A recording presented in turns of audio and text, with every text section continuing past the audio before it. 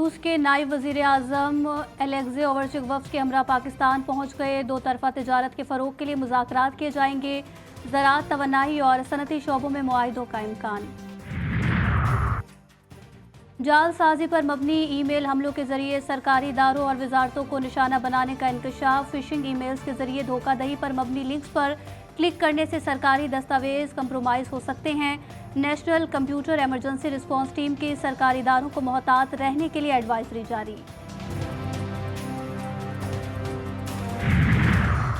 Supreme court में मुजव्वज़ा आईनी तरमीम का मामला। एडवोकेट आबिद ज़ुबैरी ने दायर दरख्वास्त जल्द समाअत के लिए मुकर्रर करने की इस्तदा कर दी। आबिद ज़ुबैरी ने दरख्वास्त में मौक़िफ़ इख्तियार किया कि ये मामला अदलिया की आज़ादी से जुड़ा हुआ है। मुजव्वज़ा आईनी तरमीम की दरख्वास्त को 3 रुकनी प्रैक्टिस एंड प्रोसीजर कमेटी के सामने रखा जाएगा।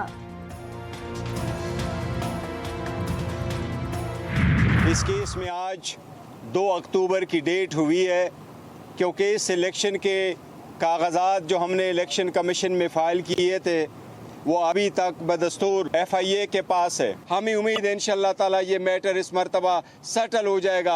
सुप्रीम कोर्ट ऑलरेडी इस मसले को हल कर चुकी है। हमें उम्मीद है इंशाअल्लाह इलेक्शन कमीशन इस मरतबा मज़ीद रोड़े नहीं अटकाएगा और इंशाअल्लाह हमारे इलेक्शन को एक्सेप्ट करेगा। Tehreek Insaf intra party election case की समाअत। बैरिस्टर गौहर ने दस्तावेजात जमा कराने के लिए 10 दिन की मोहलत मांग ली। समाअत 2 अक्टूबर तक मुलतवी। बैरिस्टर गौहर कहते हैं PTI 175 सियासी जमातों में वाहिद जमात है जिसने शफाफ तरीन इंतखाबात कराए। हमने दरख्वास्त की थी कि FIA से तमाम दस्तावेजात तलब की जाएं।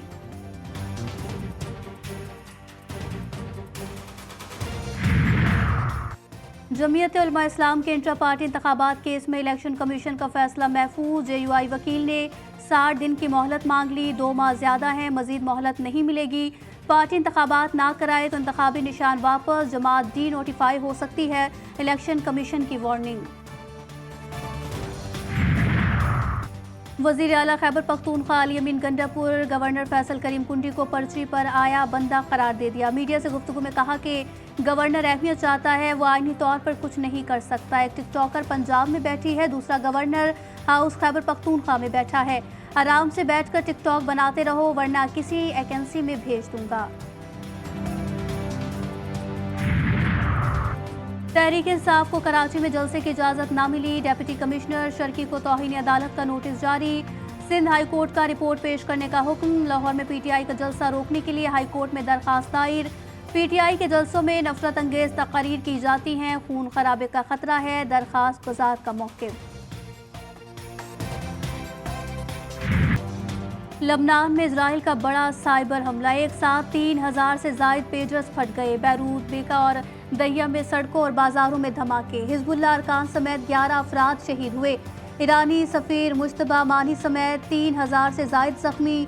200 की हालत इंतहाई तशवीशनाक। शाम में भी पेचर्स फटने से 7 अफराद जाँ बहक हुए। दर्जनों शहरी भी जख्मी।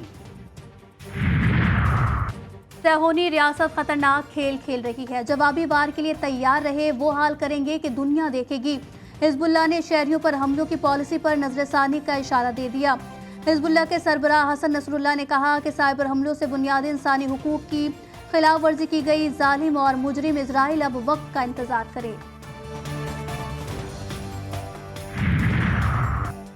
लबनान में साइबर हमले की मंजूरी इजरायली वज़ीर आज़म नेतन्याहू ने खुसूसी इजलास में दी। मकसद दहशतगर्द कार्रवाइयाँ नए मरहले में दाखिल करना था। रूसी मीडिया का दावा। न्यूयॉर्क टाइम्स ने रिपोर्ट दी है कि ताइवान से खरीदे गए पेजर्स की खेप में सिहोनी फौज ने धमाका खेज मवाद छुपाया। अरब मीडिया के मुताबिक पेजर्स में इंतहाई तबाहकुन कीमियाई और धमाका खेज मवाद पैटर्न नस्ब किया गया था। ये मवाद टैंक शिकन मिसाइल में लगाया जाता है। ईरान की लबनान में पेजर धमाकों की मजम्मत। इजरायली दहशतगर्दी करार। वज़ीर ख़ारजा अब्बास अराग़ची का लबनानी हम मनसब को फ़ोन। ईरानी सफ़ीर को फौरी तिब्बी इमदाद पर शुक्रिया अदा किया। लबनानी हुकूमत ने कहा कि इजरायली दहशतगर्दी आलमी असूलों की संगीन खिलाफ वर्जी है। हमास की भी धमाकों की शदीद मजम्मत। हिजबुल्लाह की गज़ा में फ़लस्तीनियों की हिमायत को सराहा। यमन हुकूमत ने कहा कि हिजबुल्लाह कशीदगी का मुंह तोड़ जवाब देने की सलाहियत रखती है। इराकी हिजबुल्लाह की लबनानी हिजबुल्लाह को हथियार और जंगजू फराहम करने की पेशकश। अमरीका लबनान धमाकों में मुलव्विस नहीं, मालूमात इकट्ठा कर रहे हैं। हमले किसने किए इस पर अभी राय नहीं दे सकते। तर्जुमान महकमे खारजा की ब्रीफिंग।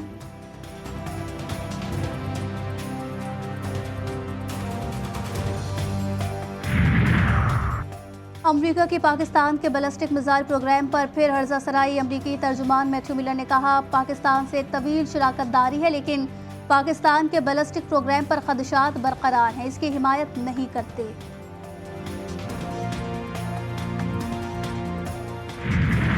غزہ کے علاقے رفح میں مزاحمت کاروں نے صہیونی فوج کی گاڑی بارودی سرنگ سے اڑا دی، 4 صہیونی فوجی ہلاک اور کئی زخمی۔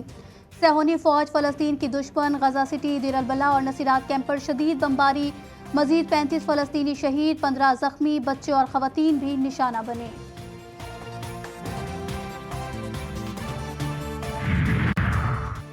بیرون ملک سرمایہ بھیجنے والے حکمران طبقے کو پکڑ میں آنا چاہیے۔ ملک بھر میں لوٹ مار کا بازار گرم، کرپشن سے تنگ لوگ اپنا سرمایہ باہر بھیجنے کا سوچ رہے ہیں۔ امیر جماعت اسلامی حافظ نعیم الرحمان کی میڈیا سے گفتگو۔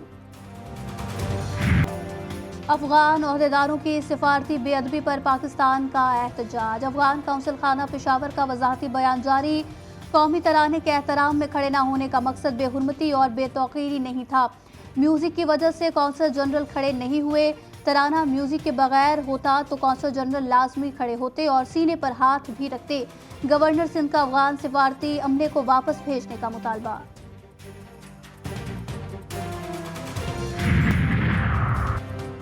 ننکانہ انٹرچینج کے قریب ٹی ٹی ڈی سے مقابلہ، 3 دہشت گرد ہلاک، 2 فرار، 3 دستی بم، 3 ڈیٹونیٹر، سیفٹی فیوز وائر، 2 رائفلیں، گولیاں اور بارودی مواد بھی برآمد ہوا۔ لاہور میں تیفی بٹ کے بہنوئی جاوید بٹ کے قتل کا معاملہ، شوٹرز اور ڈیل کرانے والوں کے شناختی کوائف اور تصاویر جی ٹی وی نیوز نے حاصل کی۔ پولیس ذرائع کے مطابق شوٹر اظہر کا تعلق لاہور پیسہ اخبار اسٹریٹ سے ہے، ڈیل کرانے والے عارف کا تعلق مانگا تحصیل پتوکی سے ہے۔ خانیوال میں ٹرین انجن پٹری سے اتر گیا، Karachi Jahania Khanewal railway track block, Karachi سے جانے والی ٹرینیں مختلف اسٹیشنوں پر کھڑی ہیں، ٹریک بحالی کا کام جاری۔ لاہور میں موٹر سائیکل سوار بغیر ہیلمٹ کے داخل نہیں ہوں گے، سی ٹی او لاہور نے شہر میں ناکہ بندی کرنے کے احکامات جاری کر دیے۔